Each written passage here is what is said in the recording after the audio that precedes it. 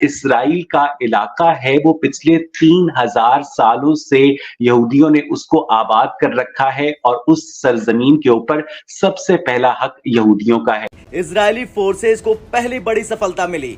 Israeli forces ने Hamas के naval commander Mohammad Abu Ali को उठा लिया है। इसराइली रिटेलिएट करते हैं तो पूरी दुनिया में ये शोरों गुआगा करते हैं कि जी मुस्लिम मुस्लिम मुस्लिम मुस्लिम मुस्लिम। और पाकिस्तान इतनी बड़ी बेवकूफ रियासत है जिसने अपने पासपोर्ट पर लिखकर लगाया हुआ है कि ये पासपोर्ट दुनिया के तमाम ममालिक सवाए इसराइल के लिए कारामद है। फिलिस्तीनी आतंकी संगठन हमास के हमले के बाद जवाबी कार्रवाई में इजरायली फोर्सेज को पहली बड़ी सफलता मिली। इजरायली फोर्सेज ने हमास के naval commander Mohammad Abu Ali को उठा लिया है।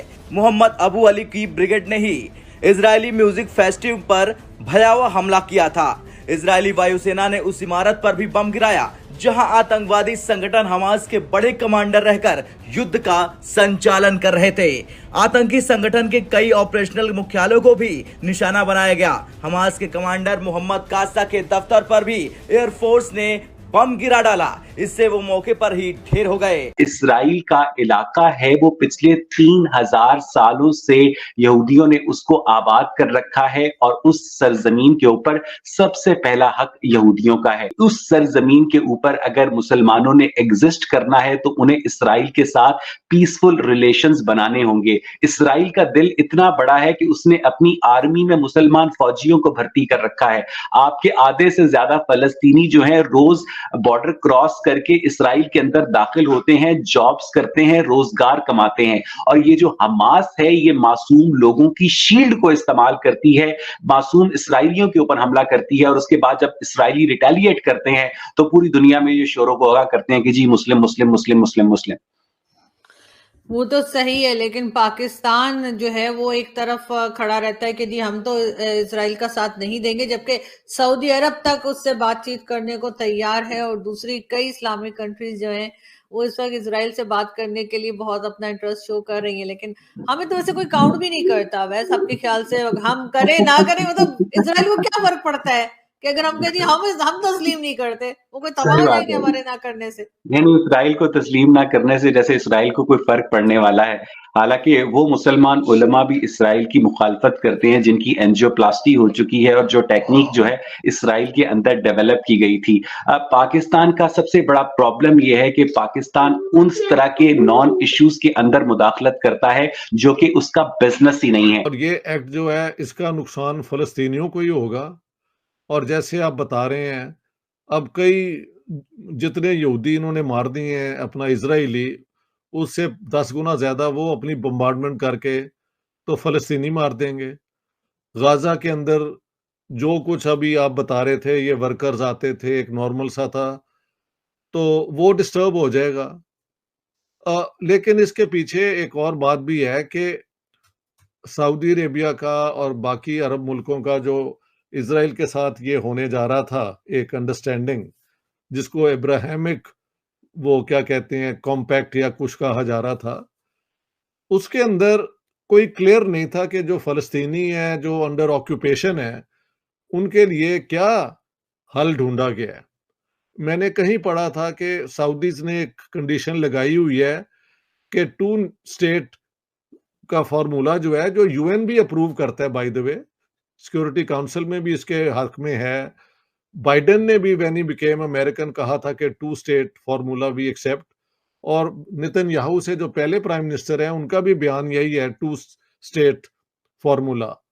वो कहीं ऑब्सक्योर हो गया था, उसका कहीं ज़िक्र नहीं था। लेकिन क्या इसको हल करने के लिए ऑल आउट इस किस्म का इज़राइल पे अटैक करना कोई मुनासिब था? मेरे ख़्याल से बिल्कुल नहीं। इससे जो फ़लस्तीनियों के जस्ट कॉज़ है कि उनको भी एक डिग्निटी, एक अपनी ऑटोनॉमी, सॉवरेनिटी जो भी है, वो एक पूरा पैकेज होना चाहिए पीस का, जिसमें वो भी इंक्लूडेड हो। तो अब मेरे ख़्याल से वो सारा, सबसे पहले तो वो ये हमास को कोशिश करेंगे कि इसका निस्ता-नाबूद ख़त्म कर दें, जो मुझे नज़र आ रहा है। नेतन्याहू ने कहा है कि it's an all out war, it's not an operation. क्या वो कामयाब हो जाएँगे या नहीं हो जाएँगे, ये तो वक़्त ही बताएगा। लेकिन इस दफा इजराइल का जो है ना काउंटर ऑफेंसिव, वो बहुत, मुझे लगता है बहुत पावरफुल होगा, फोर्सफुल होगा, और इसकी सफरिंग सारी जो है वो फलस्तीनियों पे आएगी। बाद में फिर अरब वो जो काउंसिल है वो क्या करेगी? ज्यादा से ज्यादा पैसे देने पड़ेंगे ना रिकंस्ट्रक्ट करने के। महल दुनिया इससे तंग आ चुकी है। आपको एक बात समझने की जरूरत है कि टर्की को पाकिस्तानी कितना आइडियलाइज करते हैं। छुट्टियां मनाने जा रहे हैं, टर्की जा रहे हैं, ड्रामे देख रहे हैं, टर्किश ड्रामे देख रहे हैं, और तुर्की के जो इसराइल के साथ ताल्लुकात हैं वो किसी से ढके छुपे नहीं है। सबसे ज्यादा इसराइली टूरिस्ट जो हैं वो तुर्की का रुख करते हैं। इसका मतलब यह है कि तुर्की की हुकूमत को इतनी अकल है कि तमाम तर इस्लामी मंजन के बावजूद भी इसराइल के साथ डिप्लोमेटिक और ट्रेड रिलेशंस कायम करके, जो कि बिलियंस ऑफ डॉलर्स के ऊपर है, वो आपने कायम करने हैं। इसी तरह पाकिस्तान का चीन बहुत बड़ा दोस्त है, और चीन और इसराइल के जो ताल्लुकात है वो पूरी दुनिया के सामने मौजूद हैं। और पाकिस्तान इतनी बड़ी बेवकूफ रियासत है जिसने अपने पासपोर्ट पर लिखकर लगाया हुआ है कि ये पासपोर्ट दुनिया के तमाम ममालिक सवाए इसराइल के लिए कारामद है। कई लोग कह रहे हैं कि 2 स्टेट्स की बात भी की गई है और सोल्यूशन यही है कि दोनों को अलग अलग स्टेट्स दे दी जाएं ताकि ये मसला हमेशा के लिए खत्म हो, बजाय हर थोड़े दिन में यही लड़ाई झगड़ा देखें। असल में प्रॉब्लम यह है कि मुसलमान किसी ऐसे सोल्यूशन के ऊपर रजामंद होने को तैयार नहीं है जिसमें उनका सो कॉल्ड किबला अव्वल यरूशलेम जो है उनके पास से जाता है। अब यरूशलेम के ऊपर इसराइल का कब्जा है और फलस्तीनी ऐसा कोई भी हल कबूल नहीं करेंगे, या बकौल आपके जो राइट विंग उलमा जिनको हम कह सकते हैं, जो राइट विंग मुस्लिम लीडरशिप है, उनके नजदीक जो यरूशलेम है वो फलस्तीनियों का हक है और यरूशलेम जो है वो जुज़्वे ला यनफक है। अब प्रॉब्लम ये है कि आप अगर कहें कि फर्ज कीजिए, चले मैं आप ही की मिसाल देता हूं कि आपको कोई कहे कि आरजू काज़मी मेरी पहली मोहब्बत थी, शादी मैंने ज़किया से कर ली। ठीक है, अब शादी मैंने ज़किया से कर ली, लेकिन आरजू काज़मी चूंकि मेरी पहली मोहब्बत थी इसलिए मैं ज़किया को भी अपने पास रखूंगा और आरजू काज़मी को भी अपने पास रखूंगा। अब this is bullshit, this is stupidity. ठीक है, आपके पास अपना काबा है, आपके पास अपना किबला है, आप उससे एंजॉय करें, आप उसकी तरफ मुंह करके जो करना है आपने करें। आपको क्या तकलीफ है कि आप जाकर बताएं कि जनाब ये चूंकि हमारा पहला किबला हुआ करता था। ठीक है, उन्होंने नहीं कहा था कि आप उसको पहला किबला बनाएं, और वो भी मुसलमानों की एक सियासी चाल थी कि मदीने के यहूदियों को राम करने के लिए। और जब उन्होंने देखा कि मदीने के यहूदी उनके झांसे में नहीं आए तो उन्होंने जनाब उनको मदीना से निकाल भी दिया और उन्होंने किबला भी तब्दील कर दिया, और वही शहर जो है उनका दूसरा किबला ठहरा जहां पर इस्लाम के जो बानियान है वो वहां पर थे। तो द थिंग इज कि ये बेसिकली एक। जय हिंद दोस्तों, स्वागत है आपका इंडिया पाकिस्तान न्यूज़ चैनल में। तो दोस्तों, जैसे कि आपने वीडियो में देखा, आइए जानते हैं वीडियो के बारे में।